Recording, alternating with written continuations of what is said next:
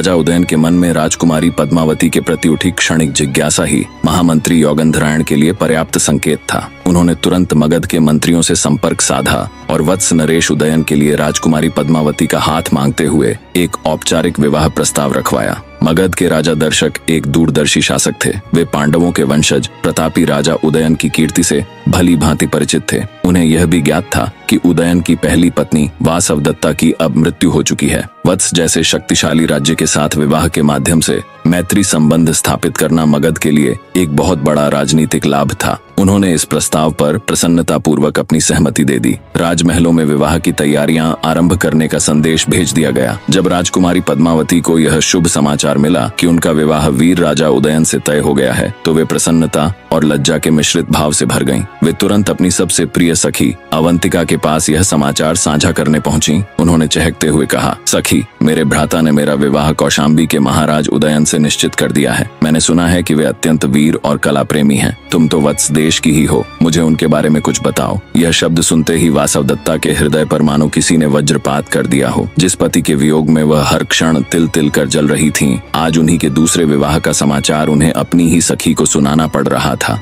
अपने हृदय की असीम पीड़ा को दबाते हुए उन्होंने शांत स्वर में कहा, राजकुमारी, आप बहुत भाग्यशाली हैं। महाराज उदयन गुणों की खान हैं। वे जितने वीर हैं उतने ही सहृदय भी। वे अपनी प्रजा और अपनी पत्नी से अगाध प्रेम करते हैं। आप जैसी गुणी राजकुमारी ही उनके योग्य हैं। उन्होंने अपने ही पति के विवाह के लिए अपनी सखी को शुभकामनाएं दी। दूसरी ओर जब मंत्रियों ने राजा उदयन को यह समाचार सुनाया कि मगध नरेश दर्शक अपनी बहन पद्मावती का विवाह उनसे करना चाहते हैं, तो राजा ने इसका विरोध किया। यह असंभव है। मेरे हृदय में वासवदत्ता के अतिरिक्त किसी और के लिए कोई स्थान नहीं है। मैं दूसरा विवाह नहीं कर सकता। तब महामंत्री योगेंद्रायण और रुमणवान ने उन्हें उनके राजधर्म की याद दिलाई। उन्होंने समझाया, महाराज, आप केवल एक पति नहीं, एक राजा भी हैं। वत्स, देश को एक उत्तराधिकारी की आवश्यकता है। मगध से यह संबंध हमारे राज्य को शत्रुओं से सुरक्षित रखेगा। आपका यह विवाह आपका व्यक्तिगत सुख नहीं, बल्कि राज्य का कर्तव्य है। मंत्रियों के तर्कों, प्रजा की भलाई और अपने वंश के भविष्य के आगे राजा उदयन को झुकना पड़ा। उन्होंने एक मृत हृदय से इस विवाह के लिए अपनी स्वीकृति दे दी,